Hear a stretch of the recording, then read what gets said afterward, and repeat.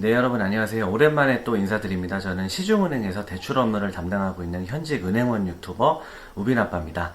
자, 오늘은요, 전세자금 대출, 그 중에서도 최근에 기금 대출이죠. 버팀목 전세자금 대출이나 중소기업 청년 전세 대출을 받는 게 어려워진 진짜 이유에 대해서 한번 말씀드려보겠습니다.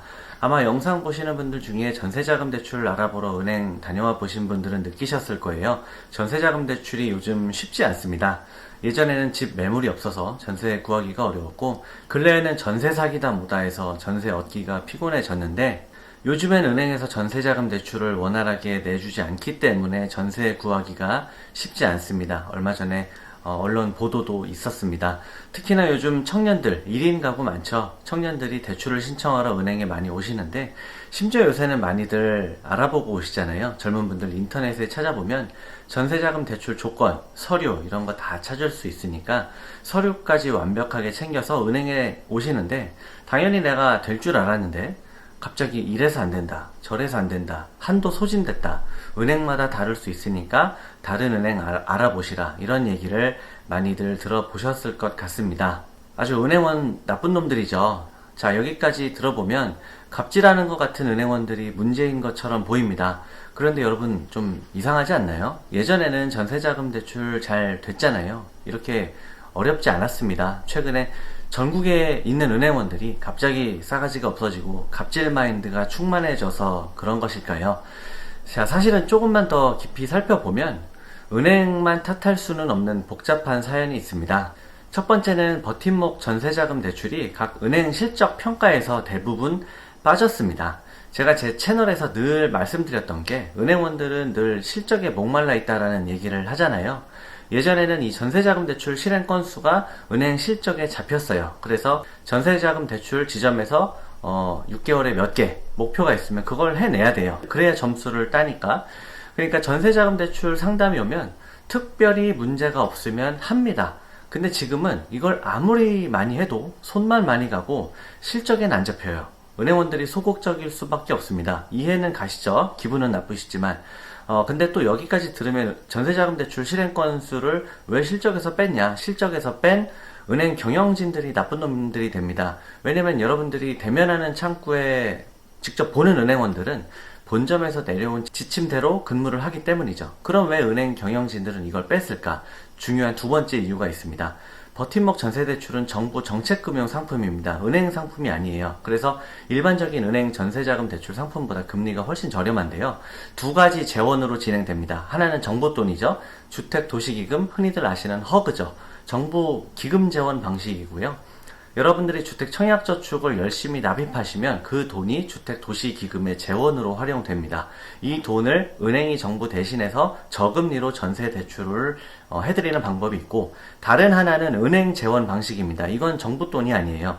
은행이 일반 고객으로부터 예금을 받아서 조달한 은행 돈인데 당연히 조달 금리가 더 비싸죠. 하지만 기금이 소진됐을 경우 은행 돈으로 전세자금 대출을 먼저 해드리면 비록 은행 재원이지만 금리는 정부 자금 금리랑 똑같이 나가야 되잖아요. 그래서 나중에 주택도시기금으로부터 이자 차이를 약간 보전받게 됩니다. 한 1% 정도 받았던 것 같은데, 이것도 그렇게 많이 보전해 주는 건 아니지만 은행들이 공익적, 사회적 역할이라는 게 있기 때문에 그동안 열심히 했어요. 그런데 2024년 같은 경우에 이 주택도시기금이 일찌감치 소진되었습니다. 그리고 기금이 소진되다 보니 은행에서 상대적으로 비싼 은행 재원으로 나간 전세자금 대출에 대해 은행들이 하나도 2차 보전을 받지 못했습니다. 그럼 은행에서는 버팀목 대출을 하면 할수록 손해가 나겠죠. 은행이 아무리 공공성이 있다고 해도 기본적으로 사기업입니다. 영리기업이에요. 손해를 보면서 영업활동을 한다는 게 쉽지 않습니다. 그럼 주택도시기금은 왜 이렇게 빨리 없어졌냐? 전세대출을 그만큼 많이 해줘서 그렇게 일찍 소진됐냐? 그건 아니고요. 사실 이게 가장 큰 문제인데, 주택도시기금으로 버팀목 전세자금 대출만 하는 게 아니라 여러분들 디딤돌 대출이라고 들어보셨을 텐데요. 이건 주택 구입 용도의 대출입니다. 디딤돌 대출 중에 신생아 특례 디딤돌 대출이라는 게 있습니다. 이것도 주택도시기금으로 나가는 건데, 신생아 출산 가구를 위해 최대 5억 원까지 대출이 가능합니다.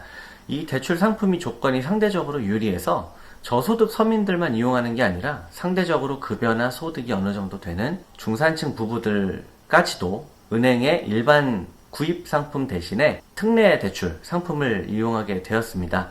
대출 금액도 상대적으로 버팀목 전세자금 대출보다 훨씬 크기 때문에 그 결과 허그 기금이 빠르게 소진되었고 은행들은 자체 재원을 사용해야 했고 이후에 2차 보전까지 지원받지 못한 상황이 됐기 때문에 손실이 눈더미 쌓이듯 불어나게 되자 은행에서 점점 버팀목 전세 자금을 기피하게 된 상황이 온 것입니다. 결국 그 피해는 소득이나 자산이 상대적으로 더 적고 결혼 및 출산의 여건이 되지 않는 청년 또는 아이가 없는 신혼 부부들에게 돌아갔습니다.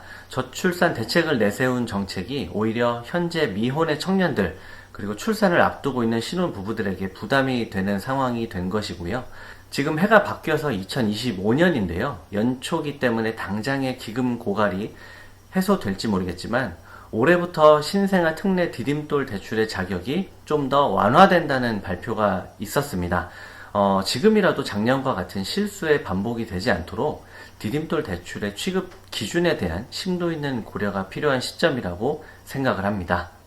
자, 오늘은 최근에 청년들이 은행에서 버팀목 전세대출을 받기 어려워진 이유를 한번 살펴보았는데요.